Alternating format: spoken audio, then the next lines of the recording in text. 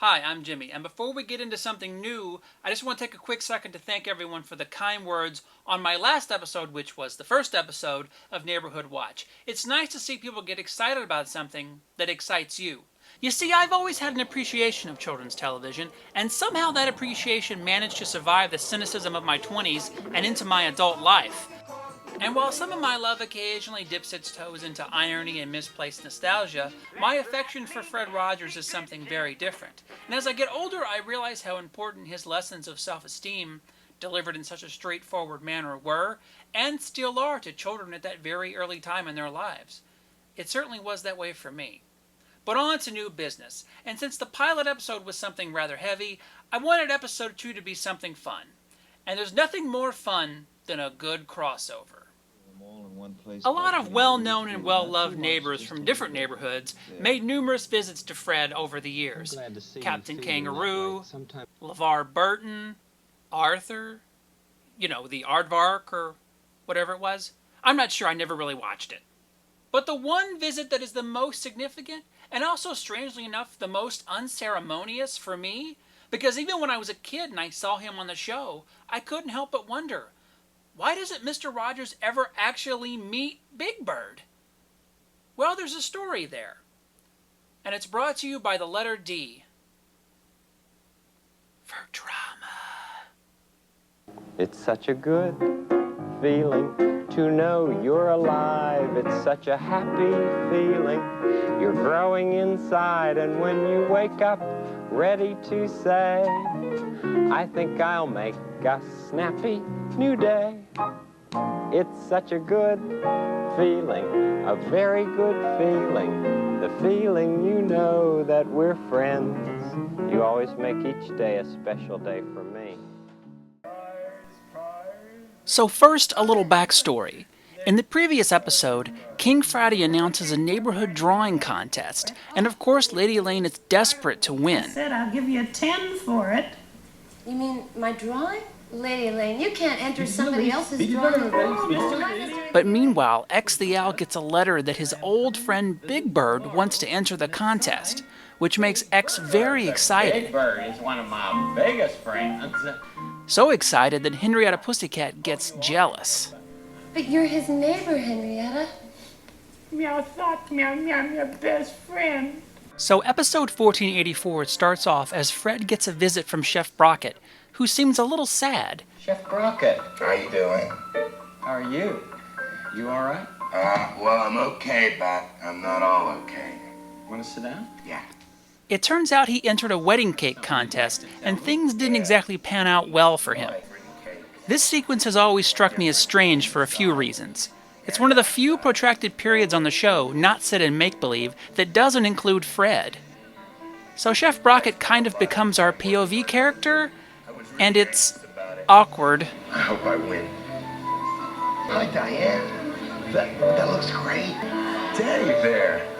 Roses. Wow, where am I supposed to be? That's a wedding cake. Yeah, I did the chrysanthemums. I aim with this. I think we have a minute. I'm going to go around and look at some of the other.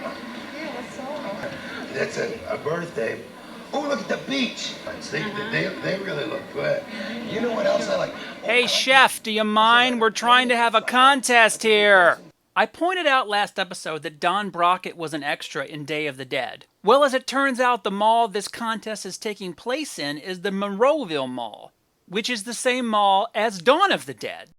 With a big skylight over the hallway where we were. What are they doing? Why did they come here? Some kind of instinct, memory of what they used to do. This was an important place in their lives. Today, this area is used as a kid's play place, I think. It's weird because it's sort of obvious that Chef Brockett isn't going to win, but the sequence just keeps going on and on and on.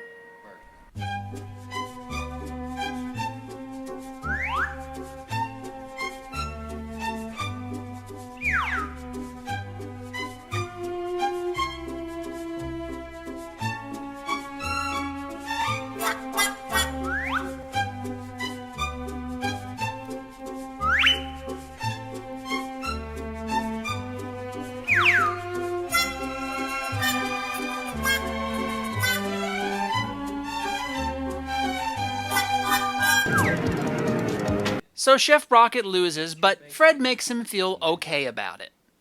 Meanwhile, outside, Mr. McFeely shows up with a giraffe costume. This may seem arbitrary, but remember it, because it'll become important later. In Make Believe, X and Handyman Negri wait for Big Bird to arrive. I realize I didn't say anything about Joe Negri in the last episode. Joe was on the show for the full run, making appearances not just as a handyman, but also as the proprietor of Negri's Music Shop. And at 91 years old, he's still out there touring. And speaking of music, Big Bird, played by the one and only Carol Spinney, shows up, and Henrietta, who is still jealous, is dropping all kinds of shade here. Oh, hey, Henrietta, this is my friend Big Bird. Meow. Well, how do you do, Henrietta? Meow was Meow best friend. But of course, Big Bird explains he could never come between the two neighbors, and Henrietta realizes Big Bird is all right. I like it drawing, don't you? Meow, meow, meow like you too, Meow Bird. Oh, well, I like you. You come and see me sometime, okay? If that Big Bird wins, I just won't have it. Over at the castle, Lady Elaine is dropping some shade of her own as she tries to keep Big Bird from entering the art contest. Yes, it is. Are you the king? Of course not, silly. Incidentally, Big Bird mentions to King Friday that he's a golden condor, although the normal Sesame Street lore seems to indicate that Bird is a canary. And here he is on Hollywood Squares in 1976, muddying the water even more. According to the World Book, what is the biggest bird on Earth? Well, you mean other than me? What kind of a bird are you, by the way? I'm a lark. A lark. Brought to you by the letter C for confusion. So like I said at the beginning of the video, and as you've just seen, Big Bird and Mr. Rogers are never together on screen. And even as a kid, that seemed weird to me. You see, originally Fred's idea for this episode was that he would actually meet Carol Spinney, the actor inside the Big Bird costume. And Spinney would demonstrate how he puts on the costume, and that Big Bird is most definitely just pretend. Most likely very similar to what Fred did with Lou Ferrigno a few years earlier. It was very important to Fred to present children with the truth behind these sort of things, but Spinney refused to do it. He didn't want to ruin the illusion of Big Bird, and there's actually stories of very heated debate between Fred and Spinney on the phone leading up to the filming. It was ultimately decided that Big Bird would only feature in the make-believe portions of the show. Somehow I get the feeling the protracted bit with Chef Brockett was simply a time filler, and that's where the visit with Carol Spinney would have been. And then there's the giraffe costume. Fred demonstrates with Mr. McFeely how the giraffe costume isn't real, and makes sure the kids realize When you see big make-believe creatures in parades, or in plays, or on television, you can know that the people inside are just pretending to be something else. And he does this right before the make-believe segment. The one with Big Bird. This is Fred Rogers dropping all kinds of shade. Yes, Fred Rogers was the sweetest guy in the world, but he always got what he wanted. Here he gets to make his point about what's real and what's pretend, and Carol Spinney gets to keep the illusion of Big Bird alive.